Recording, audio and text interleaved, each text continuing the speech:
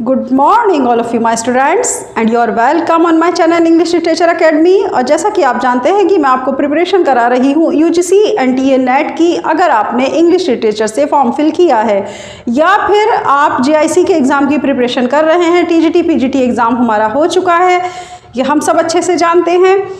अब बात आती है कि मैं आपको जो मेरा पैटर्न है प्रिपरेशन कराने का वो थोड़ा सा आप देख भी रहे होंगे कि अकॉर्डिंग टू क्रोनोलॉजिकल ऑर्डर, और जो लिस्ट है वो मैं आपको प्रोवाइड करा रही हूँ ऑथर्स और उनके वर्क्स की।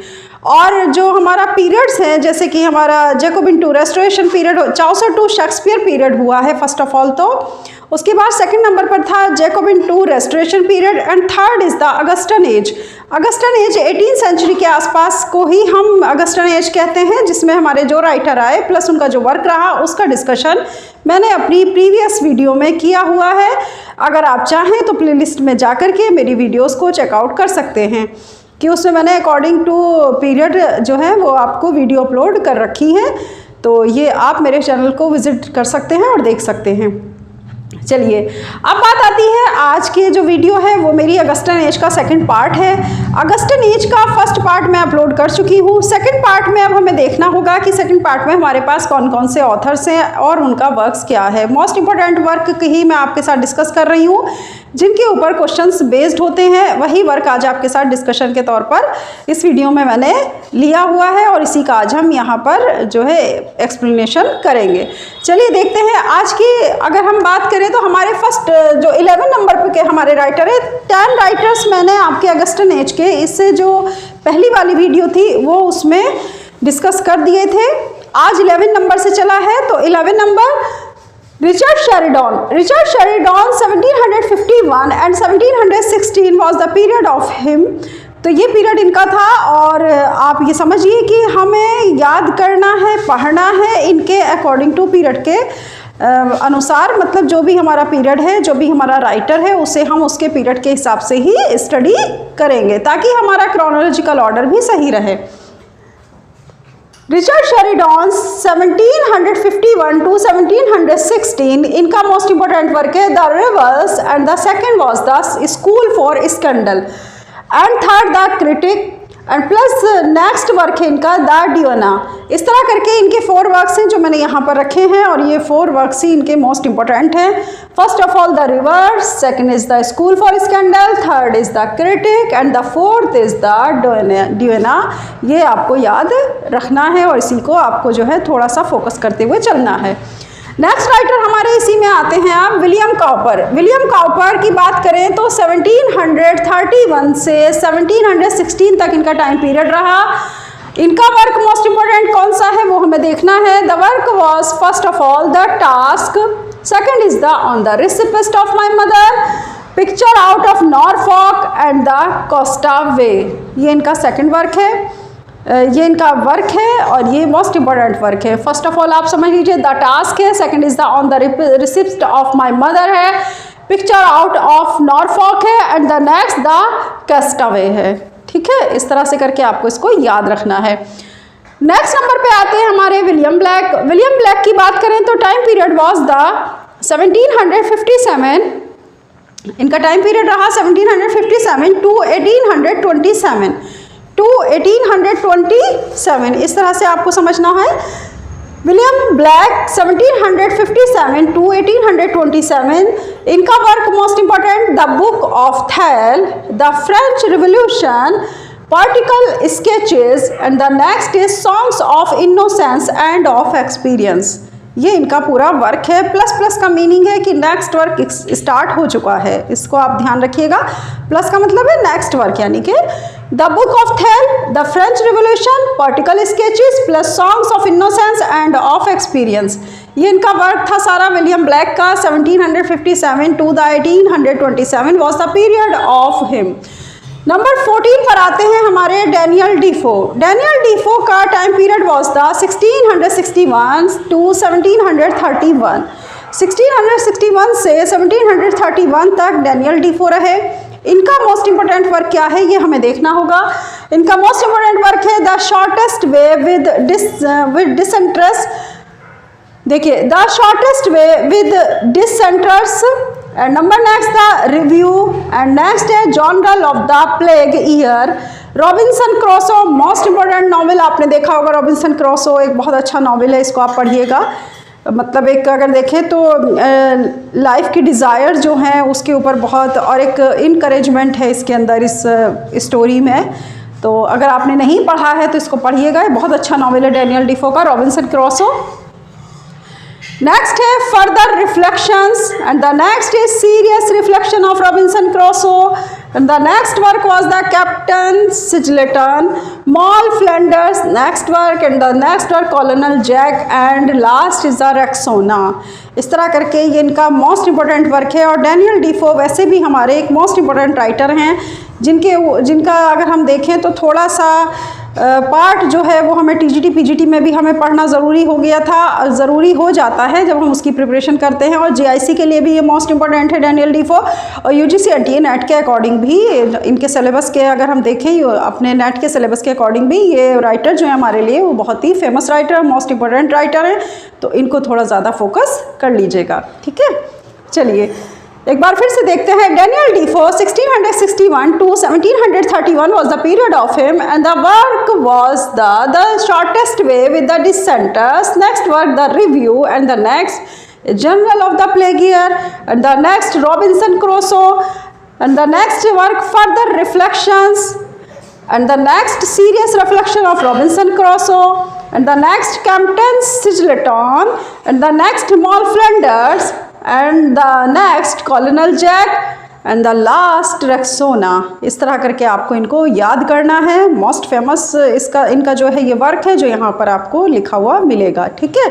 इस तरह से अगर आप प्रिपरेशन करते हैं तो आपकी काफ़ी चीज़ें एक साथ प्रिपेयर हो जाती हैं, जिसमें कि हमारा सबसे पहले तो जो क्रोनोलॉजिकल ऑर्डर के हमारे क्वेश्चंस आते हैं हम उन्हीं को कवर कर लेते हैं। दूसरे नंबर पे जब कभी ये पूछा जाता है कि who was the writer of this work, कोई भी वर्क दे करके अगर ये क्वेश्चन पुटअप किया जाता है तो इसमें हमें आसानी होती है क्वेश्चन को अटैम्प्ट करने में।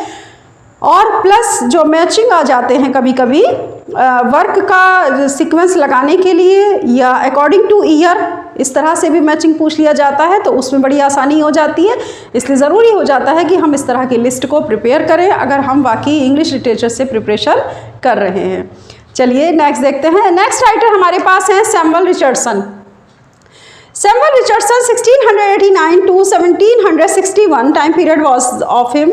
बात आती है इनका वर्क की तो Pamela crassa, sir Charles grandson, ये सर चार्ल्स ग्रांडसन है, थोड़ा सा अंदर को लिखा गया है लेकिन आप ध्यान दीजिएगा ग्रांडसन, ठीक है।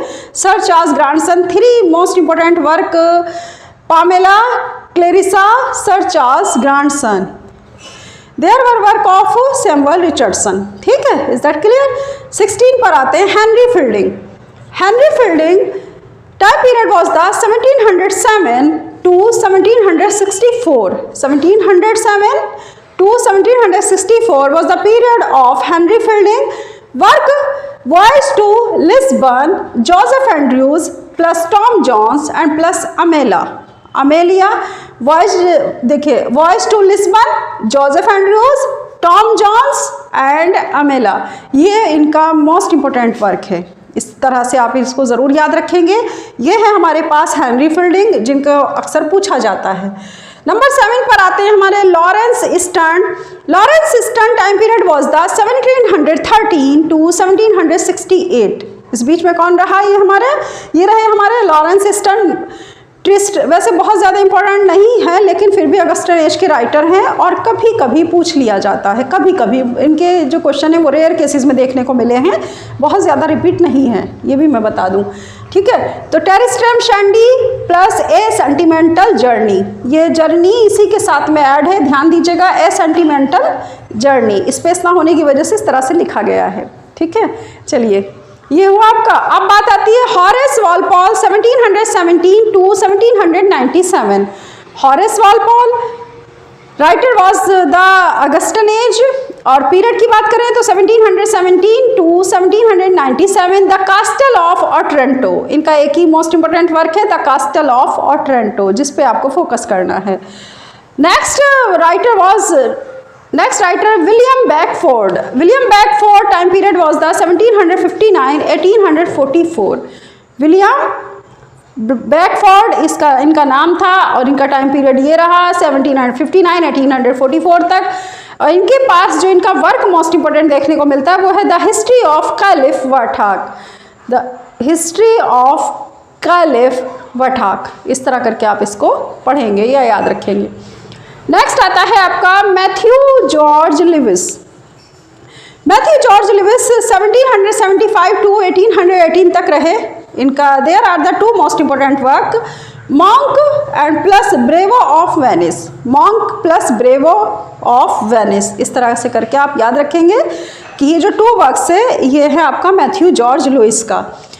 नंबर 21 पर आता है William Godwin. William Godwin time period was the 1756 to 1836, 1756 to 1836 time period was the William Godwin. इस तरह करके आप इसे समझेंगे। और इनका जो मोस्ट इंपॉर्टेंट वर्क है वो है कैलिब विलियम्स, कैलिब विलियम्स। इस तरह करके इनके वर्क को आप फोकस करेंगे। जो मोस्ट इंपॉर्टेंट है मैंने वही उठा करके आपके लिए रखा है इसमें, और जो मतलब नहीं पूछा गया कभी या नहीं आया तो उसका कोई मतलब ही नहीं था, ना ही मैंने उसको रखा है, ये मैं बता दूं। ठीक है, तो फोकस हमें किस पर करना है, जिस पर क्वेश्चन बेस्ड है या जिनके आने की पूरी तरह से प्रोबेबिलिटी है कि हाँ ये आ सकता है, तो उसी को रखा गया है, उसी वर्क को।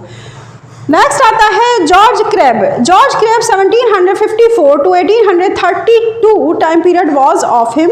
मतलब इनका जो टाइम पीरियड था वो 1754 से 1832 के बीच रहा। जॉर्ज क्रेब नाम था इनका राइटर का। और इनका जो मोस्ट इंपोर्टेंट वर्क है वो है the village, the Paris register. देखिए ये देखिएगा, द पेरिस रजिस्टर, ये रहा। रजिस्टर में वहाँ ER नहीं आया तो यहाँ पे ऐड कर दिया था। The parish register plus tales of the hell, plus tales of the hell. इस तरह करके इनका अगर यहाँ पे हम बात करें तो there are the three works of George crab.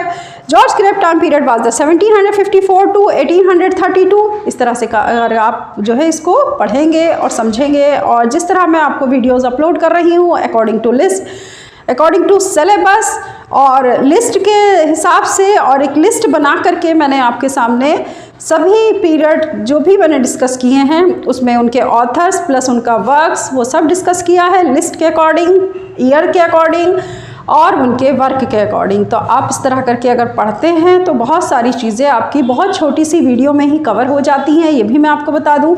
देखिए ज़रूरी नहीं कि मैं इसी वीडियो को मैं चाहूँ तो पूरे 60 मिनट या 1 आवर पूरा का पूरा ले करके, या 1 आवर 30 मिनट्स इस तरह से मैं आपके साथ डिस्कस करूँ। ये एक स्मार्ट वर्क है जो मैं आपको करवा रही हूँ, और उम्मीद करती हूँ कि आपको इस तरह की वीडियो पसंद आ रही होंगी, क्योंकि अगर हम इस तरह प्रिपरेशन करते हैं तो उससे हमारा कम टाइम में बहुत कुछ कवर हो जाता है। जैसा कि हमारे ऑथर कवर हो, पहली चीज़ हमारा पीरियड कवर हो रहा है, किस पीरियड में कौन से ऑथर हैं। दूसरी चीज़ हमारे ऑथर्स कवर होते हैं, और एंड थर्ड आता है आपका ईयर कवर होता है, और फिर 4th नंबर पे उनका वर्क कवर होता है। तो 4 चीज़ें हम एक साथ कवर करते हैं जब इस तरह से वर्क किया जाता है या इस तरह हम अपना नोट्स बनाते हैं।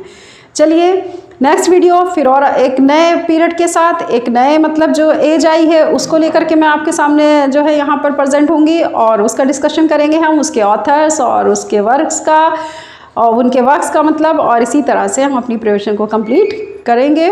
चलिए मैं नेक्स्ट वीडियो आपको जब अपलोड करूँगी तो आप जो बच्चे आज नए जुड़े हैं वो सब्सक्राइब कर लें चैनल को, ताकि उनको नोटिफिकेशन मिलता रहे कि कब कौन सी वीडियो नई आई है। और इस तरह से आप बिना स्किप किए पूरी वीडियो देखा करिए, क्योंकि पूरी वीडियो में मोस्ट इंपॉर्टेंट वर्क होता है, ऑथर होता है, उनका डिस्कशन होता है। इसलिए ज़रूरी होता है कि आप जो है वीडियो में लास्ट तक बने रहा करिए। चलिए इसी के साथ में अब मैं विदा लेती हूँ। आगे एक बार फिर से नया कंटेंट लेकर मैं आपके सामने प्रेजेंट होंगी। ओके, अपना ख्याल रखिएगा। अल्लाह हाफिज़।